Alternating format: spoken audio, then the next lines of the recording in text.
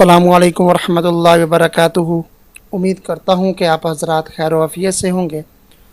अल्लाह ताला मुझे और आपको, हम सब को तमाम मुसीबतों और परेशानियों से दूर फरमाए और अल्लाह ताला आपको और मुझे खुश और आबाद रखे।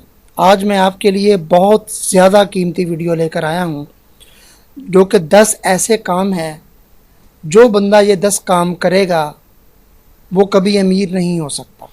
जिस बंदे में ये 10 आते हैं, सारी ज़िंदगी वो बंदा अमीर नहीं हो सकता। जिनके गुजारा रहेगा उसका पूरा सूरा, वो ज़िंदगी में इतनी दौलत या पैसा जमा नहीं कर सकेगा जिसे हम अमीर कहते हैं। तो वो कौन सी 10 आते हैं, तो आप भी ज़रा मुलाहिज़ा फरमाइए। बहुत कीमती वीडियो है, इस वीडियो को लाइक कर दीजिएगा, इसको शेयर भी लाजमी कर दीजिएगा और देखिएगा कि आप में कौन सी ये आते हैं और उससे आप जो है ना वो किनारा कशी इख्तियार करें और उनको ठीक करें, ताकि आपकी ज़िंदगी आसानी से गुजर सके। तो चैनल को सब्सक्राइब लाजमी कर लीजिए। चलिए शुरू करते हैं। पहली जो आदत है वो ये है कि खड़े होकर खाना या पीना, जूते पहनकर भी और सर से नंगा। सर पे कोई दुपट्टा नहीं है औरत के, या सर पे कोई टोपी नहीं है मर्द के, और जूते भी उसने पहने हुए हैं और खड़ा होकर खा पी रहा है, तो वो इसके करने से भी रिज़्क में तंगी आती है, तंग दस्ती आती है। ठीक है, रिज़्क में तंगी आ जाना, रिज़्क कम हो जाना, ऐसा कहते हैं। तो आजकल शादी ब्याह में आपने देखा होगा तो काफ़ी लोग जो हैं वो खड़े होकर आराम से खाते पीते हैं। अल्लाह ताला उनको हिदायत दे। तो नंबर 2 पे है झूठ बोलना। झूठ नहीं इंसान को बोलना चाहिए। आप देखेंगे हर कारोबार में, हर सोशल लाइफ में आजकल लोग झूठ बोलते हैं। हर बात में तकरीबन झूठ चल रहा है। झूठ के बगैर कहते हैं हमारा कारोबार ही नहीं चलता, हमारा ये भी नहीं चलता, ये नहीं चलता। तो जो बंदा झूठ बोलेगा उसका कारोबार में इतनी बरकत नहीं होगी, उसका रिज़्क तंग कर दिया जाएगा अल्लाह के हुक्म से। तीसरी बात, औलाद को गालियाँ देना। ठीक है, औलाद को गालियाँ नहीं देनी चाहिए। ठीक है, इसमें क्या है, औलाद को गालियाँ देना कि औलाद ने अगर कोई ऐसा काम कर दिया है, वालदा को या वालिद को गुस्सा आ गया और उसने गुस्से में आकर उसको बद्दुआ दे दी है, या उसने कोई गाली दे दी है या गालियाँ निकाल दी हैं, तो समझ लें कि आपका रिज़्क कम होना शुरू हो जाएगा और आपको ज़्यादा रिज़्क नहीं मिलेगा, आप अमीर नहीं होंगे। औलाद को गालियाँ नहीं निकालनी चाहिए।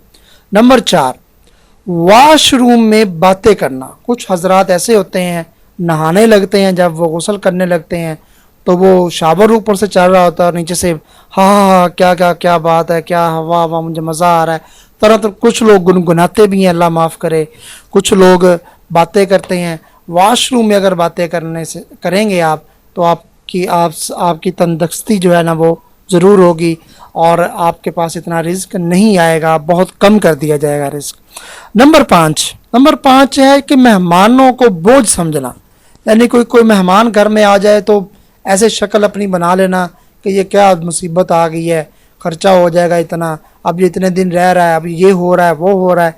मेहमानों को बोझ समझने से भी आपका रिस्क कम हो जाता है। नंबर 6 पे ये है कि हाथ धोए बगैर खाना खाना।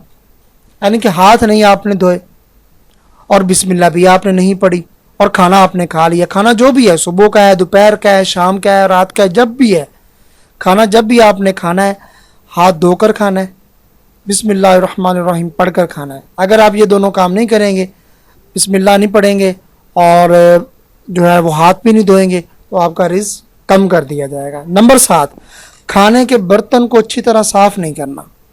अगर जो बंदा खाना खाने के बाद, यानी कि एंड में जिस कौली में या किसी बर्तन में हम सालन होता है उसको अच्छी तरह से साफ़ करना है, किसी ने अगर ये नहीं किया तो इस वजह से भी आपका रिज़्क कम हो जाता है। और नंबर 8 पे जो है वो मस्जिद में दुनियावी बातें करना, अपने रोज़गार की बातें करना, दुनिया की बातें करना, अल्लाह का जिक्र कम करना। ठीक है, ज़िक्र व अज़कार कम करना, लेकिन अपनी बातें ज़्यादा करना, इससे भी रिज़्क कम होता है। नंबर 9 पे है कि जो फ़कीर आपके दरवाजे पे चल कर आ जाए, आपकी दुकान पर या आपकी घर पर या कहीं भी, तो उसको झिड़कना, उसको कहना चल काम कर, अपना काम कर, चल।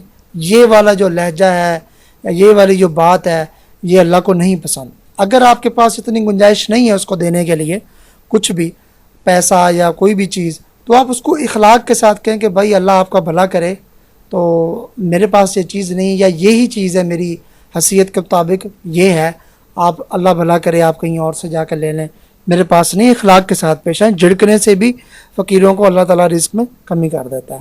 اور 10ویں اور آخری جو بات ہے وہ جو یہ ہے کہ مغرب کے بعد سو جانا.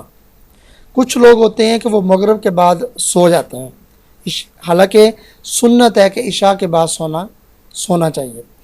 مغرب کے بعد اگر تو آپ کو کوئی عذر ہے, کوئی بیماری ہے, کوئی ایسی بیماری میں اللہ نہ کرے آپ مبتلا ہیں, تو آپ کو مجبوری ہے, میڈیسن کھائی ہوئی ہے, آپ کو غنودگی ہے یا نشہ ہے اس کا, پھر تو مغرب کے بعد سو جائیں تو کوئی عرض نہیں ہے, جائز ہے, یہ اجازت ہے اس کی.